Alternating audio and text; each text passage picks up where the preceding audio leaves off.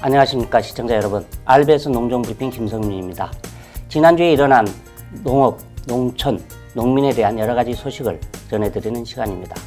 오늘도 농수축산신문의 안희경 기자님을 모시고 얘기를 나눠보도록 하겠습니다. 어서 오십시오. 네, 안녕하십니까. 매우 춥습니다. 네, 굉장히 춥습니다. 예. 이번 주가 더 추워졌다고 하니까. 네, 그러니까요. 아무래도 겨울에는 훈훈한 얘기가 필요한 것 같은데요. 오늘은 그래도 다행입니다. 우리 농업인들에게 훈훈한 얘기. 예, 좋은 소식 좀 있습니다. 우리 먼저 김영란법, 소위 청탁금지법이 우리 농업인 편에서 또 농업인의 어떤 감정이나 정서를 반영해서 개정이 됐다고 그러는데요. 그 소식 먼저 들어보도록 하겠습니다. 네, 김영란법 시행령 개정안이 전원회의를 통과했습니다. 제일 이슈였는데요. 농축수산물 선물 가액이 상향 조정됐습니다. 네. 그 우여곡절이 굉장히 많았는데요. 지난 11일 김영란법 시행령 개정안이 국민권익위원회 전원위원회를 통과하면서 선물 가액이 그 농축수산물에 한해서는 10만 원으로 상향 조정됐습니다. 원료 재료가 50% 이상인 농축수산물에 가공식품도 해당이 되는데요. 개정안이 통과되면서 농축수산물 소비 감소가 일부 완화될 것이란 기대는 있었는데 가액 조정만으로는 뭐 한우나 굴비 같은 그 고액 그 제품들에 대해서는 소비 감소를 막는 것이 어렵다는 입장이 여전합니다.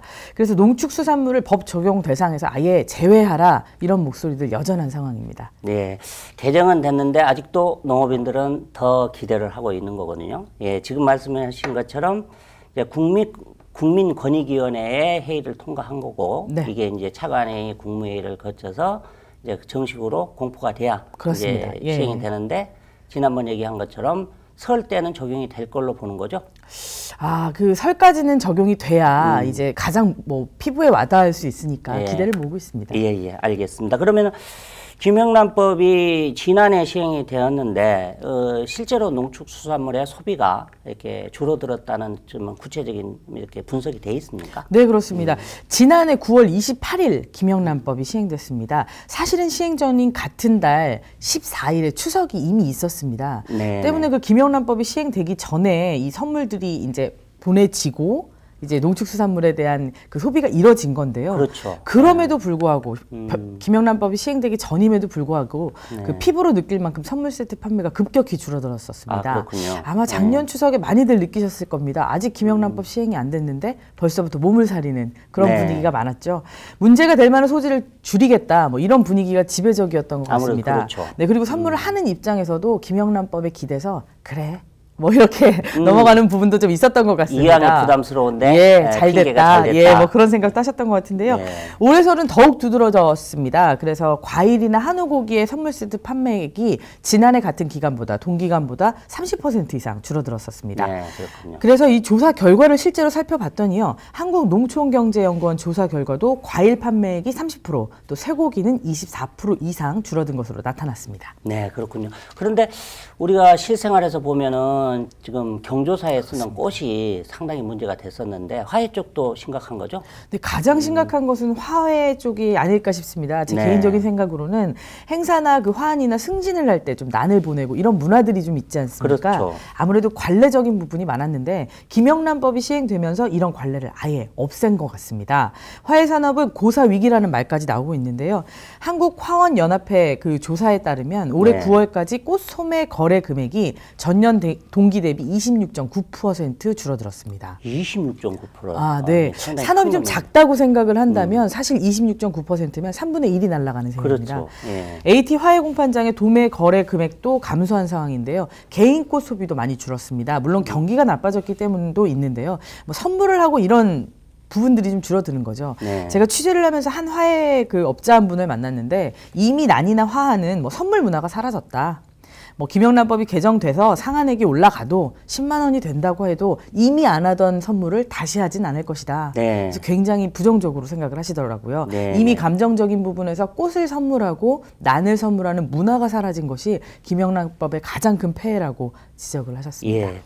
사실 이제 국민들의 많은 부분은 아직도 이게 김영란법의 취지를 훼손한 거 아니냐, 아니면 거꾸로 가는 거 아니냐 이렇게 우려도 있지만 우리 이제 농축산업계의 우려를 정부가 그 이제 긍정적으로 받아들인 결과인데요. 아직도 이제 농업인들은 이제 조금 부족하다 이렇게 느끼고 있는 것 같습니다. 그런데 어쨌든 이런 것이 구체적으로 조금 개정이 되면, 즉 지금 선물 한도가 5만 원에서 농축산물은 10만 원, 또 우리 농축산물이 포함된 50% 이상이 포함된 가공품도 10만 원 이렇게 늘어난 거죠. 이러면은 조금 소비 부진이 어느 정도 개선될 걸로 보입니까? 네, 개정안 통과로 농축수산물 선물 가액이 5만 원에서 10만 원으로 인상되면 네. 농축수산물 소비 부진이 좀 일부나마 개선될 것이다. 이런 전망들 나오고 있습니다. 그런데 이건 연구 쪽의 얘기고요. 농업 생산의 감소폭도 완화될 것이다. 뭐 이런 긍정적인 전망들 나오고 있습니다. 네. 그렇지만 가격 상한으로는 농축수산업계 소비 감소를 막을 수 없다. 뭐 이런 의견이 더욱 우세합니다. 사실은 김영란법이 시작되면서 명절에 설이나 추석을 앞두고 선물을 하는 것에 신토불이라는 그런 문화가 있지 않았습니까? 예, 그렇죠. 그런데 이 김영란법으로 많이 깨진 것이 사실입니다. 네. 한우협회에서는 단순한 가액 조정은 오히려 수입 농축산물 소비만 늘릴 것이다 라고 보고 있습니다. 왜냐하면 상한을 10만 원으로 조정을 하더라도 한우 선물은 조금 어렵지 않을까. 네. 그러면 10만 원으로 올라간 수입 그 축산물을 더욱 이용해서 오히려 판매액을 늘릴 것이다. 뭐 이런 주장들을 하고 계신 거죠. 아하. 상한이 올라고도 한우는 어렵기 때문에 법 적용 대상에서 국내산 농축산물을 아예 제외하는 것이 가장 농축산업계에는 도움이 될 것이다. 이렇게 주장을 하고 있습니다. 네. 좀 또 가격이 좀 높은 게 인삼이죠. 네. 네, 인삼 아마 10만 원 이하는 좀 어렵지 않을까 싶습니다. 홍삼 제품들. 그렇죠. 예. 홍삼 농축액 제품을 가장 많이 선물하는데요. 이런 제품들도 거의 10만 원을 넘습니다. 가액 조정 자체가 무의미한 상황입니다. 좀 더 현실적인 법안이나 농축수산업 보호를 위한 뭐 그 김영란법의 개정이 아닌 보다 좀 근본적인 대책이 필요하지 않을까. 말씀하신 것처럼 네. 소비자들의 마음도 살 수 있고 농축수산업계의 그 생산 기반도 유지할 수 있는 그런 대책이 좀 필요하지 않을까 생각합니다. 아, 그렇군요. 우리 김영란법을 두고 우리 이 농업인들과 국민들의 이 생각이나 정서가 조금 간극은 좀 있는 것 같습니다. 지금 상당히 정부에서는 이제 국민 정서를 약간은 어긋나면서도 농업계의 현실을 받아들여서 긍정적인 조치라고 생각을 하고 있는데요. 농업인들은 아직도 이걸로는 굉장히 부족하다. 또 인삼이나 한우 등 고급 제품의 경우에는 오히려 이것은 완전히 제한하는 게 좋겠다. 그렇지 않으면 오히려 수입 농산물을 소비를 부추기는 결과가 나올 거다. 이런 주장을 하고 있습니다. 양쪽 다 일리는 있는 것 같습니다. 그러나 이제 보다 궁극적인 것은 이런 제도나 뭐 이런 법규로 어떻게 하는 것보다는 우리 국민들과 소비자들이 우리 이제 농산물을 스스로 애용하고 또 우리 농민들은 사랑받을 수 있도록 경쟁력을 확보하는 경쟁력도 확보하고 네. 품질과 가격을 조금 소비자 편에서 이렇게 사랑받는 쪽으로 움직여주면 좋겠다는 생각을 해봅니다. 네. 다음 얘기입니다. 지난주에도 예산 얘기, 2018년도 살림살이죠. 농림부문 예산 그나마 조금 유지를 하면서 잘 됐다고 전해드렸는데요. 이번 주에는 좀 새로운 사업들에 대한 얘기를 좀 해볼까요? 네, 그렇습니다. 지난주에 그 학교 과외 간식 사업 등 뭐 네. 눈에 띄는 사업을 집중적으로 좀 말씀을 드렸습니다. 그런데 좀 살펴보니까요, 청년 농업인 육성, 뭐 새 정부 핵심 농정과제 추진 동력이 확보될 것으로 보입니다. 또 AI나 구제역 등 매년 되풀이되는 그 가축 전염병 개선해야 됩니다. 예. 이를 위해서 동물복지역 축산 시설을 도입하는 기반도 마련됩니다. 농림축산식품부 예산 및 기금 총 지출 규모가 그 정부 예산안 대비 56억 원 증액된 14조 4,996억 원이라고 지난주에 말씀을 드렸는데요. 올해 예산과 비교하면 109억 원, 뭐 수치로는 0.008%입니다. 사실 네. 1%가 채 되지 않지만 이런 증액된 수준입니다. 증액이 된 것만으로도 사실 좀 고무적이라고 평가하는 분들도 많습니다. 네. 가장 중요한 부분은 쌀값 회복으로 불용이 예상됐던 그 쌀 변동 직불금 4,100억 원은 감액이 됐습니다. 네. 그런데 이를 전액 재투자해서 농업 필수 예산으로 반영했습니다. 감액 지원을 활용해서 하는 사업들이 보니까 청년 농업인 육성, 또 우리가 지난주에 말씀드렸던 학교 과일 간식, 또 네. 화해 유통센터 지원을 하고요. 재난 대비도 지원합니다. 또 동물복지형 축산 등 반드시 반영이 필요한 48개 사업에 대해서 4,178억 원을 증액했습니다. 네. 그렇군요. 좀 예산 문제라 어렵기도 하고 금액이 뭐 14조 4,996억 굉장히 큰 돈이고 좀 우리랑은 감이 잘 안 오는데 어쨌든 내년도 예산이 전년보다 한 108억, 109억 정도 늘은 거고요. 예, 또 그렇습니다. 그 안에 이제 쌀 농업인들을 위한 소득 보장 직불금 네. 그 지원금이 4,100억 원.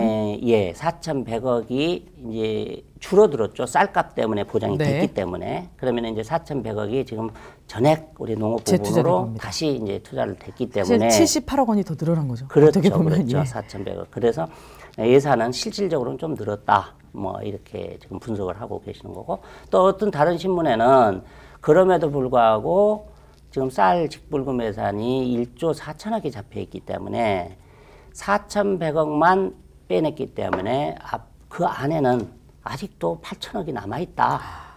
그러니까 그것은 허수다. 아, 네네. 뭐 이렇게 주장하는 또 시각도 좀 있기는 있습니다. 합니다. 네. 어쨌든 그것은 다음에 또 짚어보기로 하고요. 과일 간식 얘기도 했는데 요새는 청년 농업인 얘기들이 많이 나오는 것 같습니다. 네, 뭐 귀농도 있고 귀향도 있지만 네. 요즘 그 농촌에 일손이 부족하다 이런 얘기들 많이 나오고 있습니다. 네. 그리고 생명 산업이고 지속 가능한 산업을 하기 위해서는 젊은이들이 다시 돌아와야 된다는 얘기가 많이 있는데요. 네. 농업의 혁신 성장 동력을 마련하기 위해서 청년 농업인 경영 실습장을 조성합니다. 네. 예산 45억 원이 증액됐는데요. 농지 임대를 확대하고 이를 통해서 영농 창업을 지원하기 위해서 또 100억 원 증액됐습니다. 정부안에 반영된 청년 농업인 영농 정착 지원금이 월 100만 원 정도 되는데요. 이걸 네. 포함해서 경영 실습 농장이나 또 농지 임대 지원을 연계해서 패키지로 지원될 것 같습니다. 아, 그러면은 지금 뭐 농촌에 가면은 뭐 죄송한 표현으로 65살 드신 어르신이 담배 심부름 한다고 그러는데요. 뭐 이런 정책들이 지금 젊은 청년들이 내려가서 우리 농업을 하게끔 하자. 이런 좀 유인 정책인 것 같은데 이게 45억 원 가지고 될까요? 아, 그런데 사실 산업이 조금 경쟁력을 가진다면 충분히 가능하다고 봅니다. 그 축산에서는 사실 굉장히 2세 경영인들이 많아지고 있거든요. 네. 축산의 규모가 커지고 또 사업이 굉장히 경영화되면서 오히려 젊은이들이 굉장히 많이 유입되고 있습니다. 아, 그렇군요. 때문에 45억 원 이런 그 시작이 좀 중요하다는 거죠. 성장 네. 동력을 확보하려고 정부가 생각을 하기 시작했고 고민을 하기 시작했다는 점에서 고무적이라고 봅니다. 이걸 발판으로 삼아서 농업도 경쟁력을 가지고 농업 뭐 젊은이들이 돌아올 수 있는 산업이 될 수 있었으면 합니다. 네, 그렇군요. 45억 시작이지만 이제 결국은 우리 농업이 젊은이들의 매력이 있어야 될 것 그렇습니다. 같고요. 예, 예. 뭐 정부는 거기에 대해서 불쏘시개 역할 정도로 네. 하는 걸로 이해를 하면 될 것 같습니다. 조금 어려운 정책 제도네요. 지역 단위 푸드 플랜. 이게 상당히 뭐 우리나라 말로 하면은 지역의 어떤 식량 계획 뭐 이렇게 해석도 되는데 여기에 또 8억 원이 아마 시범 사업인 것 같은데 예, 반영이 되었다고요. 네, 예산에서 좀 생소한 단어일 것 같아서 네. 우리 이제 시청자들이 보시기에는 지역 단위 푸드 플랜이 뭘까라고 네, 그렇죠. 생각하실 것 같아서 설명을 드리려고 말씀을 좀 드립니다. 예. 그 지역 순환형 농식품 생산과 소비 체계를 구축하는 종합적 먹거리 전략 수립입니다. 네. 좀 어려운데요. 네. 지역 단위 푸드 플랜에 8억 원이 증액됐습니다. 네. 그 이 부분을 좀 최근에 취재를 하면서 사실 신문도 그렇고 언론에서도 굉장히 관심을 가지고 있는 부분인데요. 그렇군요. 일단 서울시는 마스터 플랜이 나와 있습니다. 네. 그리고 서울시의 마스터 플랜은 여러 곳에서 발표가 되고 있습니다. 뭐 직거래 유통 조달을 위한 도농상생 공공급식 확대를 하겠다는 계획인데요. 쉽게 생각하면 지역의 그 농산물들을 가져와서 도시민이 잘 쓸 수 있는 계획을 만들겠다. 뭐 이런 겁니다. 네. 향후 3년간 도시농업 면적을 54% 확대하겠다고 했습니다. 아하. 노는 농지가 생각보다 서울시에도 많습니다. 예, 그런 부분들을 좀 확대하겠다고 했는데요. 네. 뭐 전주나 완주, 화성, 충남을 좀 살펴봤습니다. 네. 그 지역 단위 푸드 플랜이라고 하기 때문에 아무래도 작은 군소 도시에서 세우는 지역 단위 푸드 플랜이 좀 특색 있는 경우가 많았는데요. 네. 이런 특색 있는 지역 단위 푸드 플랜에 대한 용역들도 진행이 되고 있습니다. 네. 사실은 뭐 완벽한 단계라고 하기보다는 그 계획을 수립하고 있는 단계입니다. 네. 때문에 여기에 8억 원이 지원된다는 얘기는 앞으로는 지역 단위 푸드 플랜이 조금 개념이 확보되지 않을까 싶습니다. 로컬 푸드와는 약간 다른 개념으로 상위적인 개념이라고 볼 수 있더라고요. 예, 그렇군요.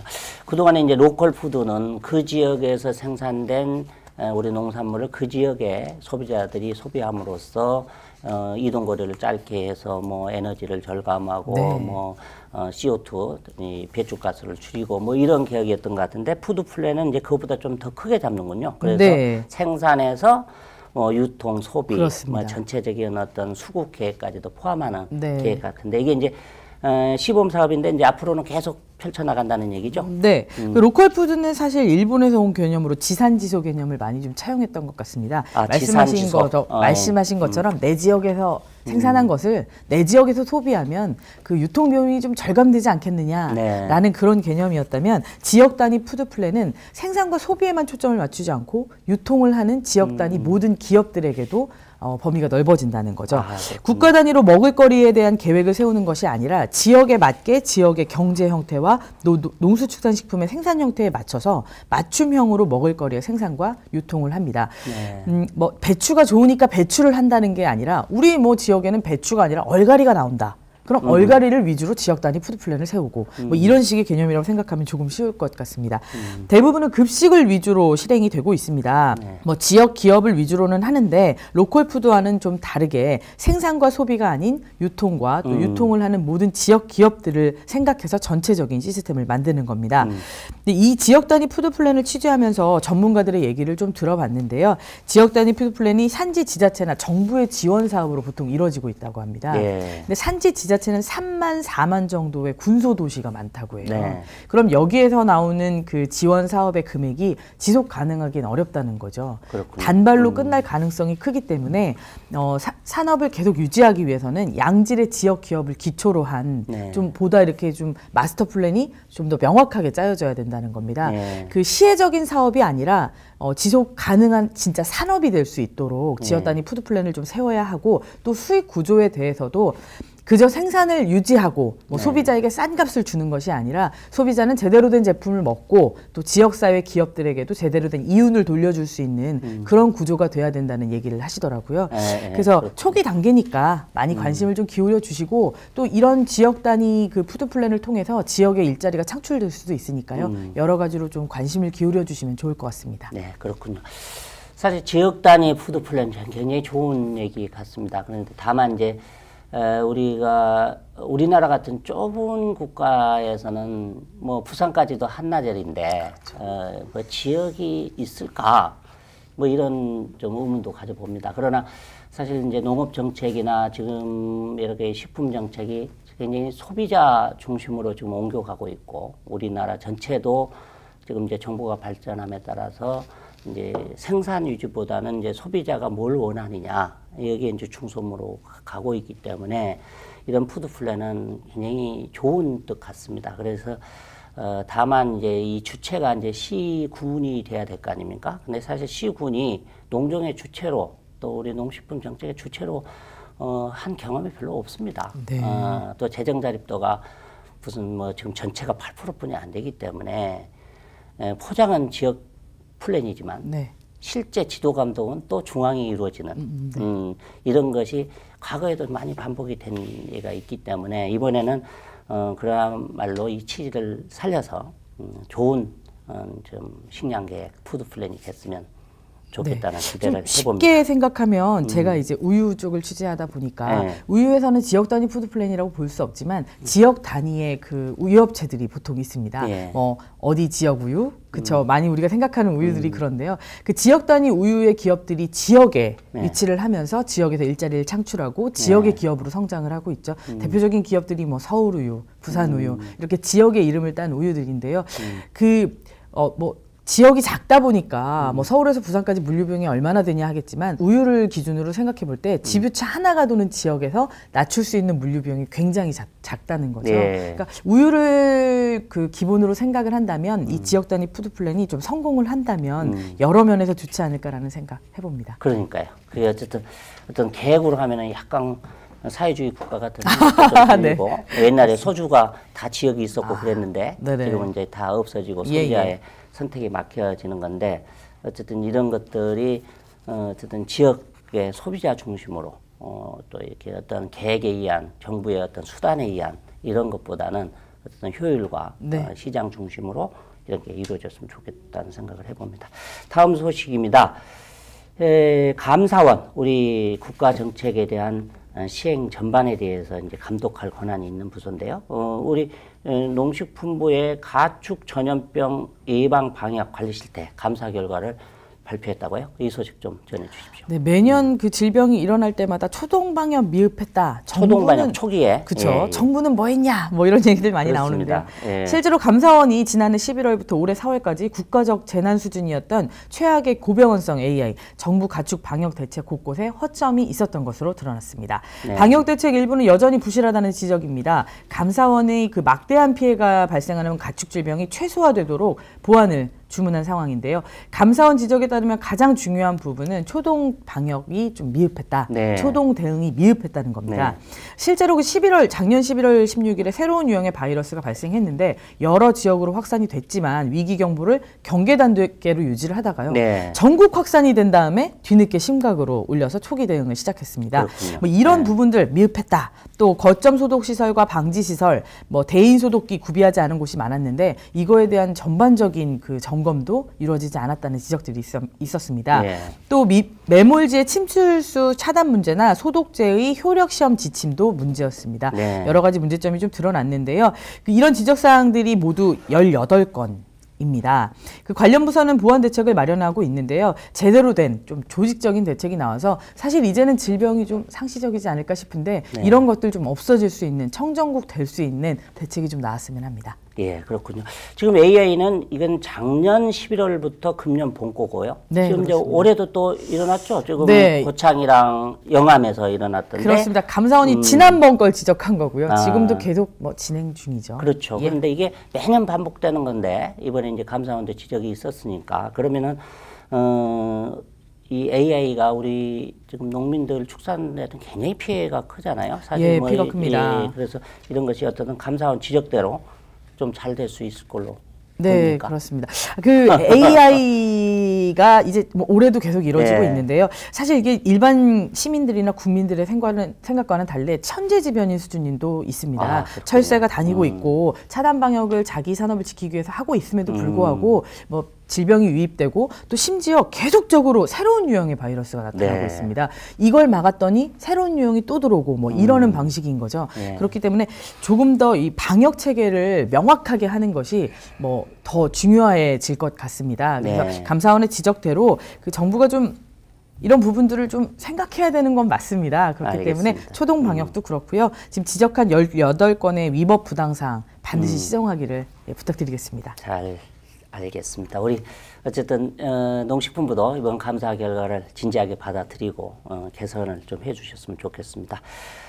친환경 농업 정책 토론회가 14일 열렸던데요. 그 주제가 문재인 정부의 친환경 농업 제대로 가고 있는가 뭐 이랬어요. 근데 뭐 얼마나 시작됐다고 제대로 가는지 이렇게 비판을 했는지 모르지만 네. 그 내용으로 보면은 그런 것 같지는 않습니다. 굉장히 중요한 주제인 것 같은데요. 네. 예. 재미있는 주제인데다가 일반 시민도 관심을 많이 가지는 친환경 농업이라서 관심이 많이 모였습니다. 그 친환경 농업 개혁과 발전을 위한 대책위원회에서 주최를 했는데요. 네. 카톨릭 농민회를 비롯해서 정말 여러 단체들이 속해 있는 위원회입니다. 그 이날 그 토론회는요. 곽금순 대책위 상임대표 인사말과 김영록 그 농림축산식품부 장관의 축사로 시작됐습니다. 네. 뭐 주제 발표를 좀 봤더니요. 그 새 정부에 바라는 친환경 농업 정책, 네. 또 박수진 농림축산식품부 창조농식품정책관이 정부의 친환경 농업 정책 방향 뭐 네. 이렇게 좀 설명도 하고 또 이것에 대해서 방향도 제시하고 뭐 이런 자리가 됐던 것 같습니다.